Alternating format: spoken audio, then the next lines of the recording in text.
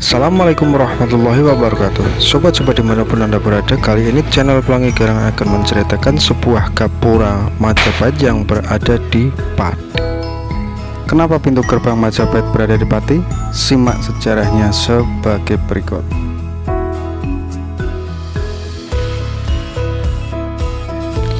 Diceritakan Raden Bambang Kebonyabrang adalah anak Sunan Muria yang tidak diakui dikarenakan sejak dari kecil diasuh oleh kakeknya.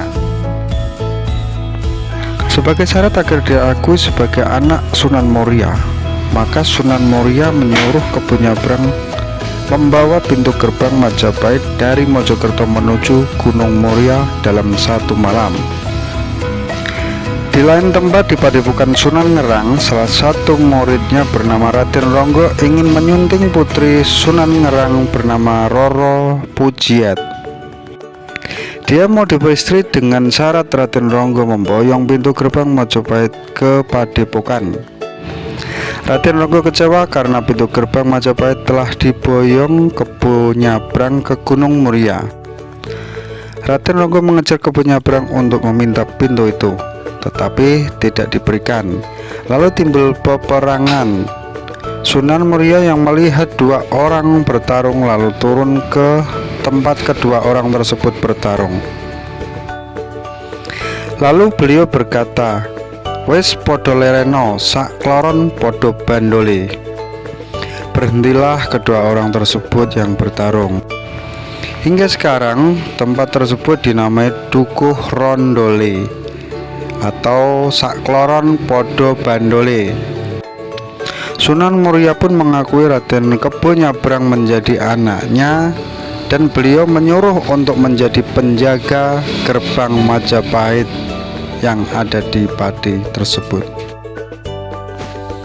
Ini adalah sebuah cerita yang tertulis di depan pintu gerbang Majapahit, sobat-sobat. Jadi di sana sudah terpampang tulisan tersebut. Dan ketika kita berkunjung ke tempat tersebut, kita bisa bertanya-tanya kepada juru kunci yang ada di situ. Dan perlu diketahui ya teman-teman, ini dijaga sama cagar budaya di daerah setempat, yaitu di daerah Pati. Sobat-sobat, dari depan kita sudah disuguhi oleh pemandangan pintu gerbang Majapahit, yaitu ada gapura Majapahit. Sekarang sudah diberikan satu partisi atau safety ya, yang kita lihat dari luar berupa kaca, dan ini adalah pintu gerbang Majapahit yang ada di dalam sekarang ini.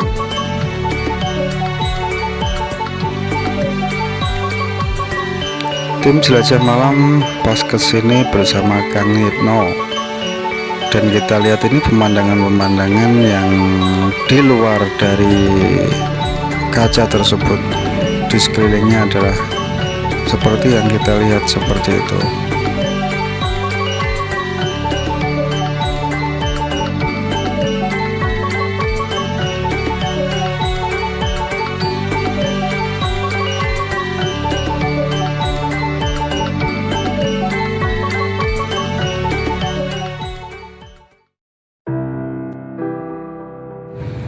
Seperti yang kita lihat di dalam sini, serat dengan pernak-pernik seperti kebutuhan-kebutuhan ritual ala orang Jawa ya, sobat-sobat ya. Jadi monggo kita gunakan sebagaimana mestinya, sesuai sama keyakinan kita masing-masing, seperti itu ya. Kalau kita lihat-lihat di sini, tebal dari si kayu itu kurang lebihnya 5-6 cm, karena kita nggak memakai alat ukur ya teman-teman. Jadi saya hanya memberikan sebuah gambaran saja, dan kita dilihat di sini gerbang Majapahit ini dari belakang seperti ini susunannya. Ada apa namanya, kayak semacam engsel, ada semacam pengunci yang terbuat dari kayu juga. Nah, relief-relief yang kita lihat seperti ini, ada relief-relief kayak semacam menggambarkan sebuah cerita kehidupan ya. Ada kehidupan laut, ada kehidupan udara, ada kehidupan ini yang bisa memberikan sebuah gambaran seperti ini ya ahlinya. Dan ini salah satu relief yang tadi saya nggak memahaminya ya teman-teman ya. Saya nggak memahaminya karena saya tidak ahli sejarah, maka saya hanya, nah ini yang di bawahnya nih saya tidak memahami ini apa ini.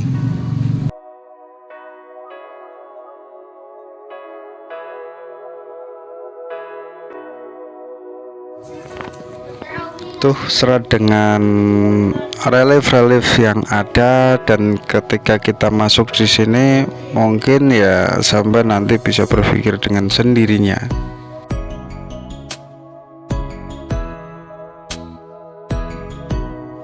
Dan perlu diingat ya teman-teman ya, sejarah ini ada beberapa macam. Ada sejarah tertulis, ada sejarah yang dari tutur, juga ada sejarah yang dari alam atau gaib. Jadi sangat bijak harusnya kita menilai sesuatu, dan kita perlu pintar mencocokkan segala sesuatunya, apakah hal itu memang sesuai sama keinginan kita, atau ada suatu penyelewengan atau apapun yang ada di satu tempat mengenai sejarah tersebut ya.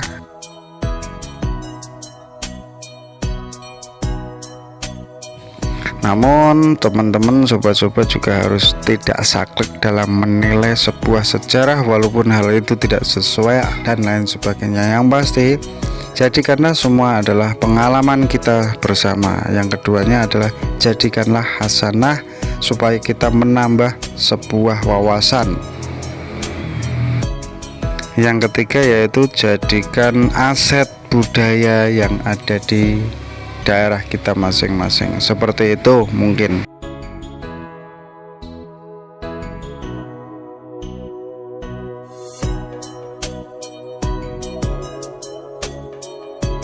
Oke sobat-sobat, karena di sini saya hanya memberikan sebuah informasi mengenai gerbang Majapahit yang ada di Pati, maka secara tidak langsung kita dalam masuk dan lain sebagainya tetap merasakan satu energi-energi yang ada di sekitarnya ya teman-teman ya. Karena sudah banyak disugesti, maka pintu gerbang Majapahit ini akan tetap mempunyai sebuah energi di dalamnya. Sudah cukup lama kita di dalam sini, dan saya sama Kang Yetno berusaha untuk memperlihatkan gambaran yang ada di luar dari yang diberikan kaca tersebut. Oke sobat-sobat, dulur-dulurku dimanapun Anda berada, bijaklah dalam menilai segala sesuatunya. Jadi Anda tidak terpancing oleh salah satu yang sudah ada, dan malah justru akan memberikan salah satu hasanah yang baru di dalamnya. Maka berhati-hatilah dalam menilai sesuatu, sehingga kita tidak takut dalam menilai sesuatu tersebut. Kita tidak takut ada satu polemik baru di dalamnya. Kurang lebihnya kami mohon maaf. Terima kasih atas segala dukungannya, dan assalamualaikum warahmatullahi wabarakatuh.